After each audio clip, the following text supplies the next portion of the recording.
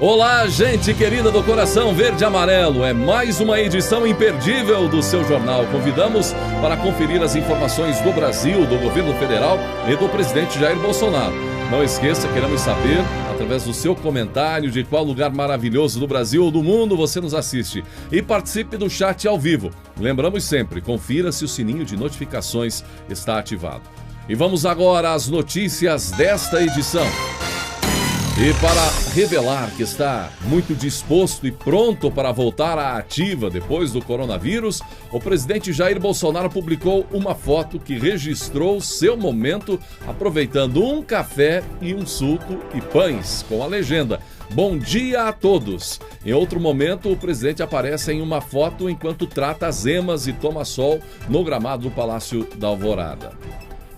Os presidentes do Senado Federal, Davi Alcolumbre, e da Câmara dos Deputados, Rodrigo Maia, receberam a proposta de reforma tributária. O ministro da Economia, Paulo Guedes, entregou o texto no Congresso Nacional. Segundo Paulo Guedes, a primeira parte da proposta do governo sobre a reforma trata apenas da unificação de impostos federais e estaduais num futuro imposto sobre valor agregado, IVA dual.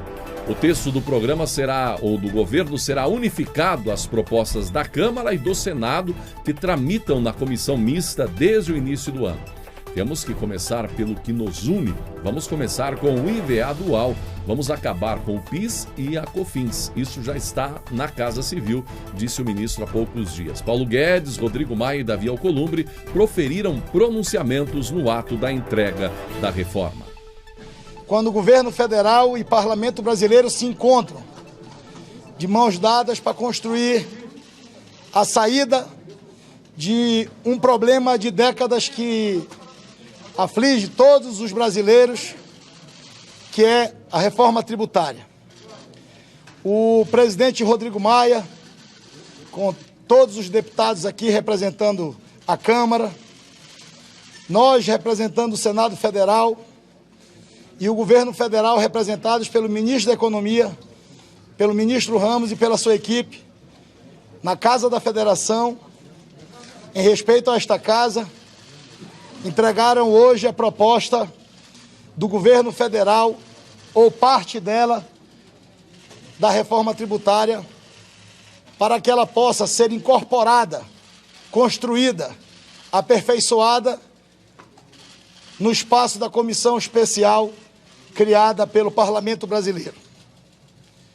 A nossa finalidade de constituirmos a comissão especial mista foi prestigiarmos essa legislação que é fundamental, mas, acima de tudo, buscarmos uma alternativa para construirmos um texto que pudesse representar o desejo das duas casas. O governo traz a unificação de 2 impostos federais. Nós temos propostas que ampliam esse escopo, independente do que vai ser aprovado. O importante é que, em conjunto, Parlamento e Poder Executivo, a gente possa avançar numa reforma tributária que, de fato, ajude, dê segurança jurídica para o setor produtivo investir no Brasil, gerar emprego e renda. Nós trazemos um IVA, um Imposto de Valor Adicionado dual, que era o que nós defendemos desde a campanha e preparamos. Mas nunca porque quiséssemos ter só o imposto federal. E, ao contrário, para complementar a proposta da Câmara, que já era também a do IVA a nível de estados e municípios. Então, se nós defendíamos o IVA dual desde a campanha, em respeito à federação e em respeito ao Congresso, não cabe a um ministro da Fazenda, e sim a um Congresso legislar as relações entre os entes federativos. Eu não posso invadir o território dos prefeitos, falando sobre ISS, ou invadir o território dos estados, falando sobre ICMS. Então, em sinal de respeito, nós oferecemos uma proposta técnica do IVA, mas com apoio total ao que está estipulado na 45, que busca o acoplamento desses impostos. Nós apoiamos o acoplamento. Nós apenas respeitamos, pode ser que haja estados que queiram acoplar, estados que não. E aí cabe ao Congresso dizer se vai legislar para todos ou não, ou deixar essa independência valendo. Mas é, acima de tudo, uma tarefa do Congresso. E, finalmente, só para enfatizar, dar ênfase na nossa confiança no Congresso, em vez de mandarmos uma PEC, já havendo a 45 na Câmara e a 110 no Senado, em vez de mandarmos uma PEC, mandamos propostas que podem, então, ser trabalhadas e acopladas. Mas mandaremos todas, imposto de renda, dividendos, os impostos indiretos, IPIs, todos os impostos serão abordados. E para o espanto da torcida contrária, e mesmo com toda a desconfiança dos apoiadores de Bolsonaro nos números dessas pesquisas, a aprovação do presidente Jair Bolsonaro cresceu e a rejeição está em queda. É o que mostra uma pesquisa de opinião realizada pelo Instituto de Pesquisas Sociais, Políticas e Econômicas em parceria com a XP Investimentos. De acordo com o levantamento, após atingir a mínima de 25%, Bolsonaro disparou e registra a aprovação de 30%. É a melhor marca desde 24 de abril, com números próximos dos patamares anteriores à saída de Sérgio Moro do governo, ou setembro de 2019, quando os números eram bastante semelhantes. A pesquisa foi realizada entre os dias 13 e 15 de julho. A margem de erro da pesquisa é de 3,2 pontos percentuais e, de acordo com o levantamento do Instituto de Pesquisas Sociais, Políticas e Econômicas, em parceria então com a XP Investimentos, está aí o presidente Jair Bolsonaro subindo a aprovação e caindo a rejeição.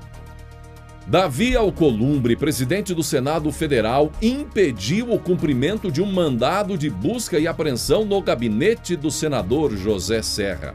A decisão de impedir o prosseguimento das buscas veio após consulta da presidência à Advocacia Geral da Casa. De acordo com a avaliação da advocacia, como o mandado foi expedido por um juiz de primeira instância, a Polícia Federal precisaria ter aval do Supremo Tribunal Federal para realizar as buscas e apreensões, o que não ocorreu. A PF chegou a entrar no prédio do Senado, onde fica o gabinete de José Serra, mas não conseguiu cumprir o mandado de busca e apreensão. Horas depois, o ministro do STF, Dias Toffoli, concedeu liminar, isto é, decisão provisória para suspender a ação da PF no gabinete do senador do PSDB, José Serra. As buscas foram determinadas na Operação Paralelo 23 da PF, que investiga suposto Caixa 2 na campanha de Serra ao Senado em 2014. Então foi isso, né? O ministro do Supremo Tribunal Federal, Dias Toffoli, concedeu liminar, isto é, decisão provisória, suspendeu a busca e a apreensão no gabinete do senador José Serra. Sempre tem um jeitinho. Em sua decisão, Toffoli afirma que, inicialmente, a decisão da primeira vara eleitoral de São Paulo pode conduzir à apreensão de documentos relacionados ao desempenho da atividade parlamentar do senador da República que não guardam identidade como objeto da investigação. Assim, como em muitos casos, justiça ou injustiça funcionando para quem, com todos os indícios, parece estar envolvido em alto grau de corrupção. Inclusive, o senador José Serra e o fundador da Qualicorp, o empresário José Siripieri Filho, estão no topo da cadeia criminosa que envolve supostos repasses ocultos de 5 milhões de reais, isso para a campanha do Tucano ao Senado ainda em 2014, segundo a PF, e conforme amplamente divulgado já na imprensa. E a Justiça de São Paulo determinou o bloqueio de bens do ex-ministro e senador José Serra e de outros investigados pelo suposto Caixa 2 para a campanha de Serra em 2014. Aliás, falando em senador José Serra, ele recebeu essa aliviada aí com o apoio de Davi Alcolumbre.